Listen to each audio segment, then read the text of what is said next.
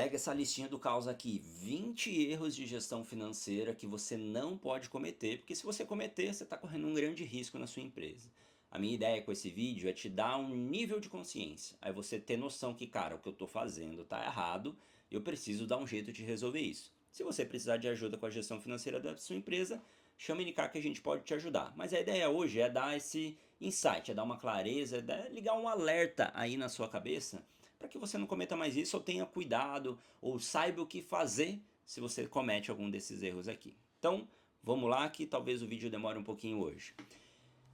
Eu vou lendo aqui no meu computador para eu não me perder. Então, o primeiro, mais clássico de todos aí, que a gente vê muito acontecer no Brasil, cara, é misturar pessoa física e pessoa jurídica.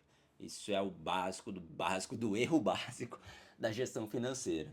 Então, cara, a empresa vira uma carteira do dono. Ou ele vai pagar um restaurante, uma janta, ele usa o cartão da empresa, ou o aluguel da casa dele que está passando pela conta da empresa, ele faz um financiamento de um negócio, é a empresa que paga, ou um negócio da empresa ele paga, tira do bolso para pagar. Cara, isso dá ruim. Primeira coisa que você precisa fazer, é óbvio que tem momentos de empresa que, pô, eu não consigo tirar 10, 15, 20, às vezes 5 mil exatamente no mês. Saiu um salário da minha empresa, transferiu para minha conta, eu vivo só com aquilo ali. Em alguns momentos de empresa isso é difícil de acontecer. Naturalmente essa mistura vai acontecer. Mas, cara, se passou dos 5 mil que você recebe como Prolabore aí, você precisa estruturar isso, você precisa separar isso. Cara, eu tenho a minha retirada aqui, eu sei de quanto é meu Prolabore, na verdade, não minha retirada. Eu sei de quanto é meu Prolabore, eu recebo ali no início do mês, beleza, eu passo um mês com aquele valor. Ah, pô, eu me apertei, eu preciso de dinheiro e tal. Faça uma retirada, mas que isso faça uma transferência, mas que isso fique registrado, fique evidente na sua empresa que isso foi uma transferência, seja que você vai devolver depois, né? Se você tiver sócios aí, você vai precisar fazer um encontro de contas no final do mês, mas isso precisa estar claro, você precisa estar consciente de que aquele valor não era para entrar no seu mês. Mas você precisou, foi uma coisa pontual e eventualmente você vai devolver, ou você está consciente de que foi uma coisa pontual. Mas se isso virar rotina, se o caixa da sua empresa for seu caixa, o caixa da empresa, cara, vai dar merda, você não vai ter clareza sobre os números da sua empresa, sobre o que acontece no seu negócio de fato. Beleza? Primeiro erro, mistura. Segundo, não ter uma rotina de caixa, isso aqui é perigoso. A gente já pegou, inclusive, nos últimos dias aí, a gente atendeu um cliente que ele tem algumas unidades e o pessoal da loja lá, da unidade dele, estava passando o pé nele. Estava fazendo um fechamento de caixa falso, estava lançando informação errada no sistema. Tinha um complô ali, não era uma pessoa só, eram várias pessoas, era da entrega, do fechamento e tal. E aí, estavam roubando dinheiro. E se você não tem essa rotina, cara, fechar o caixa, principalmente quem trabalha com loja, atendimento a cliente, né, tem essa rotina aí de fechamento, vários turnos, né, de fechar esse caixa, você precisa conferir isso. Quanto de dinheiro eu recebi, quanto foi no débito, quanto foi no crédito, quanto foi efetivo. Precisa ter esse controle, você precisa dar um jeito de conferir essas informações. Seja você ou seja alguém da sua confiança, precisa lá na ponta estar conferindo isso. E ter rotinas semanais ou mensais, a gente ajuda isso com os clientes nesses fechamentos aí, para saber se está batendo. Cara, recebi 200 mil aqui no mês em cartão de crédito. Pô, vamos pegar pelo relatório do sistema, vamos pegar o relatório da maquininha, vamos conferir, fazer uma análise aqui, uma amostragem dos últimos 6 meses, se isso faz sentido ou não faz sentido. Então você precisa ter essa conferência de fato. Então o segundo erro é não ter essa rotina de fechamento de caixa. Terceiro erro, saldo mentiroso ou saldo errado por falta de conciliação.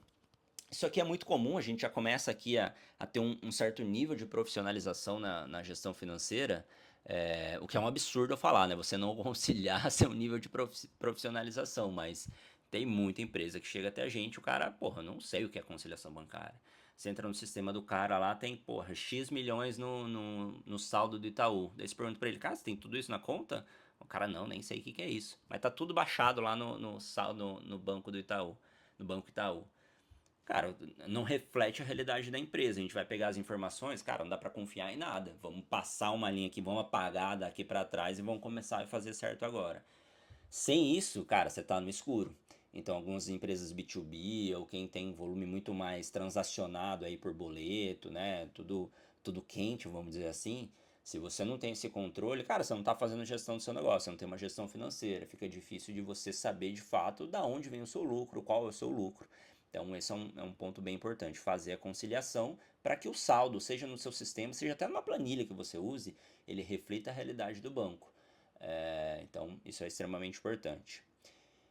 Quarto ponto, não separar as contas por tipo. Então, beleza, a gente tem, né, faz a conciliação bancária, o saldo está batendo, mas no teu sistema você tem que ter um bom plano de contas. Tem que estar lá, o que eu gasto com aluguel é sempre aluguel, não é o nome da imobiliária no mês, não é o nome do proprietário no outro mês, não é, contas gerais no mês seguinte. Não, você tem que ter uma padronização do seu plano de contas.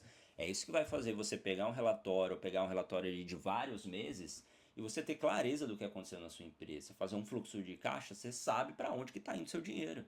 Então você precisa ter um bom plano de contas. Se está tudo como contas diversas, gastos gerais, cara, esquece. Pode ter lá um gasto de combustível mascarado, pode ter um gasto de marketing mascarado. Então você precisa saber, com base nesse plano de contas, ela é a base para a gente ter uma qualidade de análise. Você precisa saber para onde que está indo o seu dinheiro. Então, quarto ponto aqui, ter um bom plano de contas, né? Não ter um bom plano de contas é o erro. Próximo, vender bem e quebrar por caixa. Cara, isso aqui é um erro que o pessoal comete, porque não tem capital de giro. Então o que acontece? O cara vai crescendo a venda, ele fatura, exemplo, né, 1 milhão. Mas ele tem uma projeção aqui de faturar 2 milhões. Quanto mais eu vendo, se eu, né, eu trabalho com produto e dependendo do meu ciclo financeiro, quanto mais eu vendo, mais capital de giro eu preciso. E aí se eu ignoro isso, pô, vendi bem, eu estou batendo meta de venda, vou retirar todo esse dinheiro na minha empresa, esquece, dá 2 meses o cara tá com dívida, tá tendo que pegar dinheiro no banco, e aí começa a comer toda a margem da empresa pagando juros. Então, esse erro é muito comum, né? Eu, pô, tô vendendo bem, eu quero vender mais, eu sou mais agressivo, mas eu não calculo o meu capital de giro. Cara, vai dar ruim, vai dar ruim. Prolabore no feeling. Então, é fazer uma retirada, esse é o próximo erro, fazer ter um prolabore no feeling. Que, cara, eu tiro o quanto eu acho que eu mereço. Eu acho que eu mereço 50 mil, vou tirar 50 mil, e daqui pra frente eu vou sempre tirar 50 mil. Nesse ponto, o que a gente sugere? Eu vou até tomar uma água aqui, mas o que a gente sugere para o empresário? Cara, o seu prolabore ele tem que ser de acordo com o mercado. Então, uma pessoa para fazer a sua função na empresa, quanto que ela recebe? Seja, né, a gente pode levar em conta senioridade, a gente pode levar em conta responsabilidade, tudo isso, mas, cara, se a tua função, você é a caixa da empresa, você fica lá, você é só o caixa da empresa, e você quer receber 50 mil, pensa bem se você pagaria 50 mil para alguém fazer essa função na sua empresa. Acho difícil.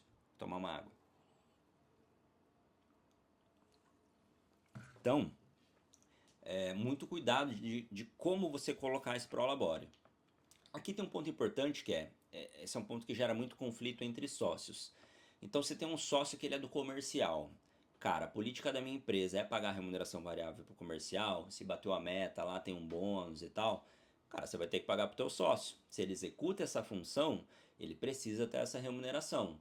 É justo ele ter essa remuneração.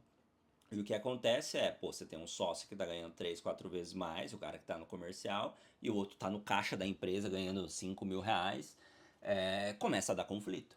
E aí eles têm participações iguais, a retirada, às vezes nem tem retirada para fazer, mas o cara lá no comercial tá voando. Tá no momento de crescimento da empresa, estão reinvestindo, tudo isso, mas isso começa a gerar conflito. Então é importante que todo mundo tenha consciência que o prolabore é pela função executada. Se eu sou o CEO do negócio, cara, tem que receber de acordo com um CEO, um diretor executivo, né? Não tem empresa grande o suficiente aí para em todo lugar para ter CEO. Mas você tem que receber de acordo com a sua responsabilidade. Eu sou o diretor ou gestor geral aqui da empresa. Cara, alguém de mercado para ter essa responsabilidade com esse número de funcionários, com esse faturamento, recebe quanto? E esse deve ser o seu prolabore. E tem que ser sempre, todos os meses, o mesmo prolabore para não mudar a sua estrutura de custo da empresa, não mudar as análises que você faz do resultado do seu negócio. Beleza? Eu já me perdi em qual que a gente estava. 1, 2, 3, 4, 5, 6, sétimo. confundir lucro com caixa. Porra, essa daqui é clássica. Eu, na minha conta tem tanto, eu acho que aquele é meu lucro, eu vou tirar o meu lucro. Mas na verdade não, aquilo lá não é lucro, aquilo lá não tem o seu 13º da sua equipe, aquilo não estão contando todos os provisionamentos, não está o seu capital de giro que você precisa deixar na sua conta ali para né, girar de fato a sua empresa.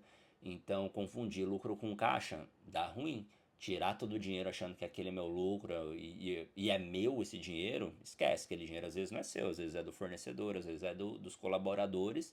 E aí chega no final do ano, precisa aportar dinheiro, precisa pegar empréstimo, precisa fazer tudo para equilibrar tudo isso. Porque tirou o que não era lucro. Tirou o dinheiro que estava lá, mas não era lucro. Você tem que tirar o que é lucro e depois de pagar tudo mesmo. Tem que ser lucro líquido disponível para retirada. Muito cuidado com isso. Oitavo, precificar errado. Então o cara não sabe o custo, não sabe a margem, não sabe nem a alíquota de imposto que ele coloca para fazer um cálculo de precificação. E, e isso não é de empresa pequena. Esses meses atrás a gente atendeu uma empresa que fatura, né, pode ser pouco ou muito dependendo da sua realidade, mas faturava 10 milhões por mês. Eu acho bastante. Não são tantas empresas que chegam em um faturamento de mais de 100 milhões anuais. E o cara bateu o pé falando, eu tenho 40% de lucro. A gente falou, não é possível. No seu segmento é muito difícil. E aí na primeira semana o nosso time tirou o relatório, pegou ali dados de imposto, dados do custo da mercadoria, sentou e analisou, cara, você tem 28%, não era margem de lucro, era margem de contribuição. Você tem 28% de margem de contribuição. E aí o cara, não, mas não é possível, não sei o que. E a gente mostrou, provou pro cara que ele estava fazendo a conta errada. Ele não estava considerando o imposto da maneira correta. No caso dele tinha câmbio envolvido também, isso afetava um pouco a conta. E ele era mascarado pela forma que o sistema registrava o custo do produto. Não pegava o último, pegava uma média de tantos meses que aí não fazia tanto sentido. E aí, com uma escalada de preços do custo do produto dele, ele achava que ele tinha uma margem de 40%, que eventualmente ele pode até ter tido em algum momento, mas hoje era de 28%. E aí ele entendeu que, cara, então é por isso que eu não tô vendo dinheiro. Eu vendo 120, mais de 120 milhões no ano, mas não tô vendo dinheiro. Por quê? Eu tô achando que eu tô vendendo, tô dando desconto pro meu cliente num preço, mas eu não tenho essa margem. Eu não poderia dar esse desconto aqui que eu tô dando. Então a gente ajustou isso, o negócio já roda um pouco mais tranquilo. Comprar demais, estoque errado, então o dinheiro fica parado. Então isso acontece muito, obviamente isso no varejo é uma dor muito grande do varejo, né? Você tem que, o ideal o que que é? Você montar um planejamento de compras, cara, o quanto que eu posso gastar com cada fornecedor. Para o fornecedor entrar na sua meta e não você entrar na meta do fornecedor. Esse é um insight importante, uma vez eu ouvi isso de um cliente, que ele falou, cara, eu não posso entrar na meta do meu fornecedor, ele vem aqui prometendo tantas coisas, se eu comprar tanto e tal, mas quanto que eu posso comprar? E é com base nisso que você tem que tomar a decisão, quanto você pode, não quanto que o teu fornecedor quer te vender. Tem que ser a sua realidade. Então esse ponto é bem importante. Próximo, não olhar impostos e prazos. Cara, isso aqui é problemático, né? Empresas um pouco menores aí que estão no simples, isso pode acontecer, e empresas que pagam imposto trimestral. O cara ele vai crescendo e no simples quanto mais, essa sacanagem, né? Quanto mais você vende, mais alto fica a sua alíquota, daqui a pouco começa a ter surpresas aí de, porra, quanto que eu não sabia que eu teria que pagar esse tanto aqui de imposto. E aí mexe naquele erro anterior ali de precificação. Eu precifiquei a X% do meu imposto, mas agora o meu imposto veio tanto. E no caso do lucro real, eu não tenho caixa para pagar. Então, como eu fiquei 2 meses ali, deu um alívio, no terceiro que vem a bucha do governo, eu não tenho caixa para pagar. E aí começa a atrasar, começa a virar uma bola de neve. Então, muito cuidado com o imposto. Isso você tem que ser provisionado, tem que estar na sua conta, você tem que saber ali a sua expectativa de pagamento que você tem. Parcelar, financiar retirada. Pô, isso aqui não é nem erro, isso aqui é uma cagada, né? Você está financiando a sua retirada com dívida para sua empresa. Cara, não faz sentido. Muito cuidado com isso. A gente já viu, também é comum, mas não faça isso, né? Você tem que tirar aquilo que a sua empresa deu de resultado de fato. Se a sua empresa não deu lucro, não está dando resultado, o seu trabalho é fazer essa empresa dar resultado. não se folgar e ir lá pegar um dinheiro no banco para financiar coisas que você quer fazer na física. Então, muito cuidado com isso, não é um erro tão estranho assim, a gente já viu muito cliente fazer isso, e infelizmente às vezes faz sem perceber. Ele quer porque quer, eu quero, eu preciso de tanto para viver e foda-se, a empresa vai me pagar. A empresa é do cara, o risco é do cara, beleza. Se você acha que esse é um comportamento que faz sentido, mas do ponto de vista profissional de gestão financeira, isso não faz sentido. O que faz sentido é o seu negócio, ele beleza, ele vai sustentar o seu estilo de vida a partir do lucro que ele dá. Então você tem que tomar decisões dentro da sua empresa, desde o quanto que eu vou vender, o máximo que eu posso gastar para fazer sobrar dinheiro. E aí é esse dinheiro que sobra que você vai retirar e levar para casa. Beleza? Próximo, não provisionar. Isso é difícil mesmo, o cliente fazer. Quando o cliente chega aqui com tudo provisionado, lançado certinho, 13º, férias, tudo bem bonitinho, isso é muito raro de acontecer. E isso muda a minha margem de lucro. Então, às vezes o cara, eu pago, sei lá, 50 mil de salário por mês. Eu sei que eu vendo 100, tenho o custo da minha mercadoria de 20, impostos e tal, menos 20, menos 50, então dos 100 sobrou ali 30. Isso aí é meu lucro.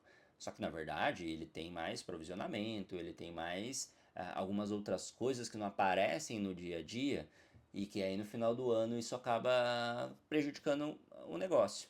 Então tem que ter o provisionamento para saber que às vezes eu não tenho esses 30 mil por mês de lucro. Eu tenho ali 25, eu tenho 20. Você tem que deixar uma gordurinha ali na sua empresa, né? Porque são coisas que acontecem, manutenções eventualmente, né? Que podem acontecer, é, que são mais surpresas. Da folha não, da folha dá para você calcular, provisionar certinho a partir de cada funcionário que você contrata. Então, muito cuidado com isso. Não medir indicadores básicos. Então, cara, eu não sei a minha margem, eu não sei meu ponto de equilíbrio, eu não sei o custo da mercadoria, eu não sei a minha inadimplência. Então, esses indicadores básicos de gestão financeira, tem muito empresário que está no escuro mesmo. O cara tá ali vivendo, tá vendendo, pagando, vendendo almoço para comprar janta. E esse tipo de rotina, esse tipo de gestão tem tudo para dar errado. Essa é a verdade, tem tudo para dar errado. O cara não tem um painel, não precisa ser um painel, não precisa ser um dashboard e tal. Se você tem, pô, super legal. Hoje, como tem uma porrada de inteligência artificial, o nosso time desenvolve isso rapidinho para vocês, para você. Mas você tem que ter, nem que seja numa planilha. Cara, eu sei calcular aqui o básico, qual que é a minha inadimplência, eu sei o mínimo que eu preciso vender no mês. Então, isso são coisas básicas que o empresário tem que ter e às vezes ele ignora. Pô, cara, ponto de equilíbrio. Qual que é o mínimo que eu preciso vender para pagar todas as contas? Você não pode estabelecer uma meta de venda abaixo disso. E a gente já viu. O cara coloca uma meta de 150, ponto de equilíbrio é 180. Cara, não vai bater nunca, vai ver dinheiro nunca, que jeito? Então, são coisas básicas que você tem que ter mês a mês, porque cada contratação que eu faço a mais muda meu ponto de equilíbrio. Cada alíquota de imposto a mais muda meu ponto de equilíbrio. Então, isso você tem que ter na mão todos os meses. Próximo ponto. Sem processo e dono do financeiro. O que é isso, né? O que eu quis dizer com isso? O financeiro tem alguém lá que paga boleto e lança uns negócios lá que ninguém entende direito por quê, não sabe o que vai fazer com aquela informação, mas o meu financeiro é esse. Então, se você não tem um processo, se você não tem um dono, por mais que essa pessoa seja de confiança, seja ali, né, parente, é marido, é esposo, cara, se você não tem um processo, você não tem um dono, você não tem clareza, você não faz gestão. Você não tem informação suficiente para tomar decisão. Então tem que ter processo. Mesmo sendo de confiança, tem que ter processo, tem que ter um dono financeiro, alguém que vai se responsabilizar por algumas decisões, por algumas coisas que precisam ser feitas na empresa. Se você não tem essa pessoa de confiança e deixou isso para alguém contratado aí da empresa, aí teu risco potencializa. Aí a chance de você ser roubado, de você perder muito dinheiro com isso, é muito grande. Então, muito cuidado. Tem que ter um dono, tem que ter processo, tem que ter níveis hierárquicos, tem que ter responsabilidade, tem que ter formas de gerenciar, de saber o que está acontecendo. E isso é mais uma responsabilidade do dono da empresa. Vamos lá, estamos chegando nas últimas aqui. Aguenta firme aí. Não comparar planejado e realizado. Pô, isso aqui já é um nível um pouquinho acima, né? Pô, eu já fiz um orçamento. Então, quem já faz um orçamento para o ano já está no nível a mais. E aí você ter essa rotina de, cara, meu janeiro agora, a gente fechou janeiro de 2026. O que tem no meu orçado e no meu realizado. Então a gente viu, por exemplo, na NK, a gente bateu a nossa meta de janeiro, tanto de faturamento, de vendas e de lucro. A gente tem uma meta de lucro também.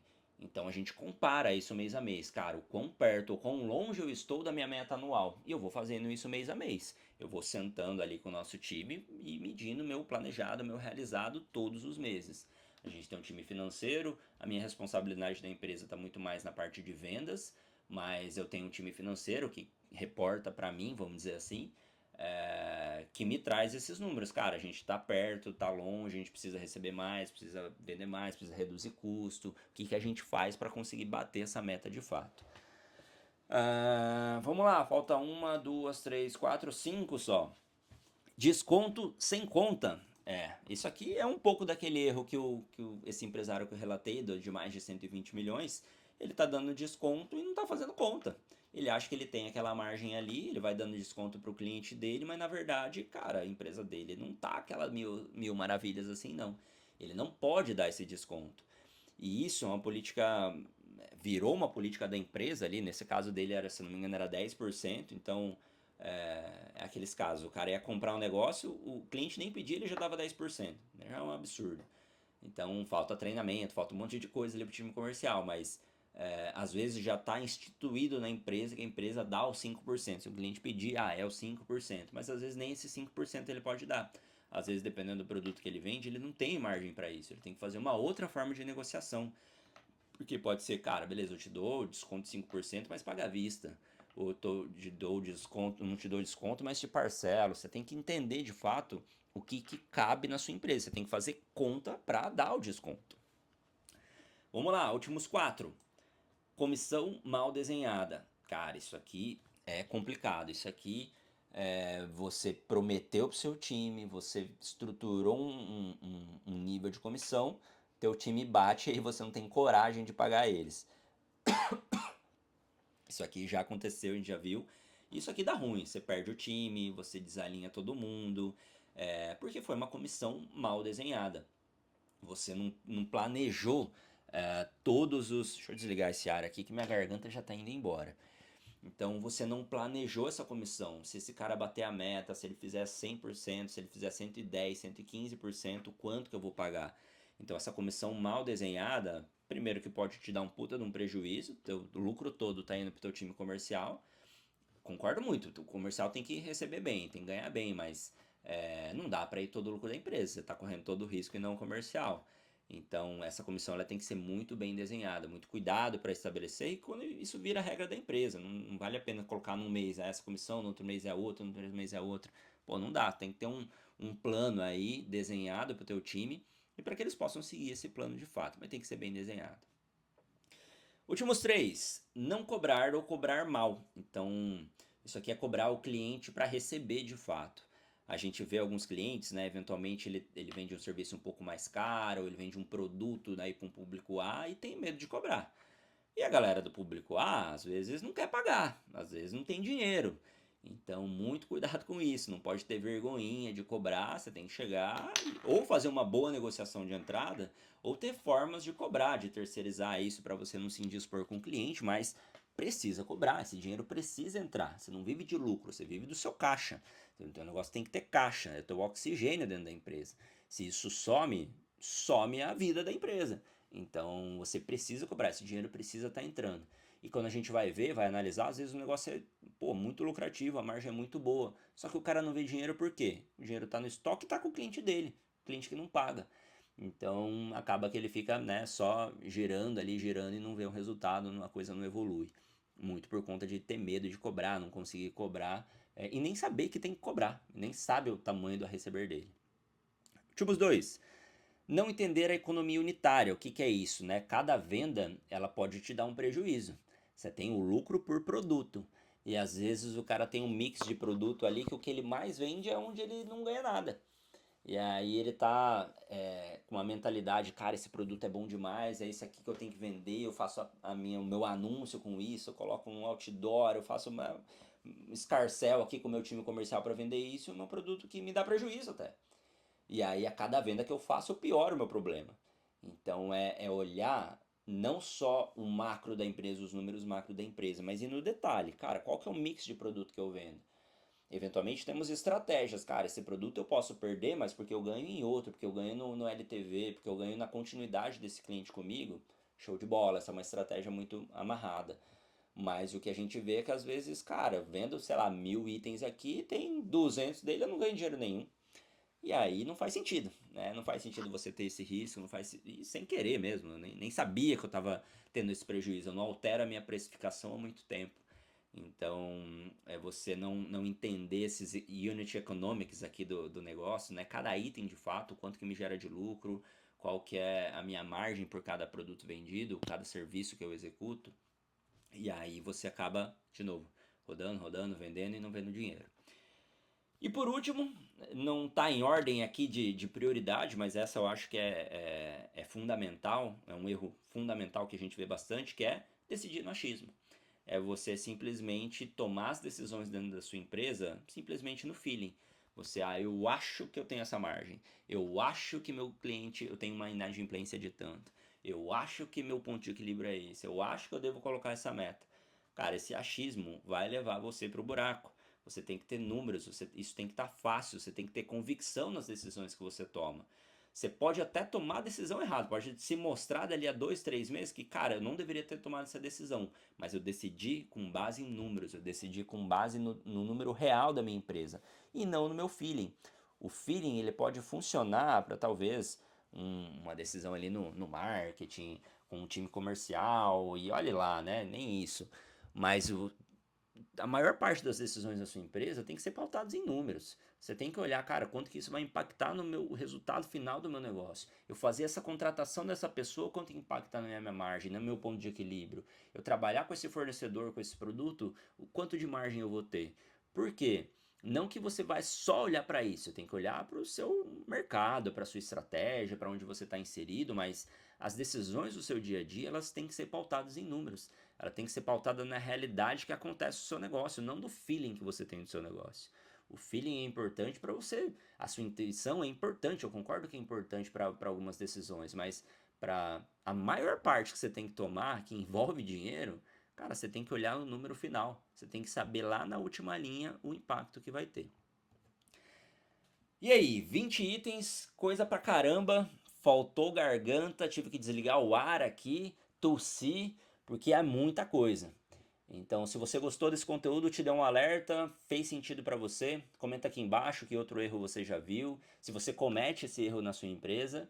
E se você gostou desse conteúdo, deixa o like, me segue aí, eu estou aprendendo como é que funciona essa plataforma aqui, mas me segue aí para mais conteúdo de organização e lucro. E se fizer sentido, me chama no Instagram, me chama por e-mail, os contatos estão aqui no YouTube.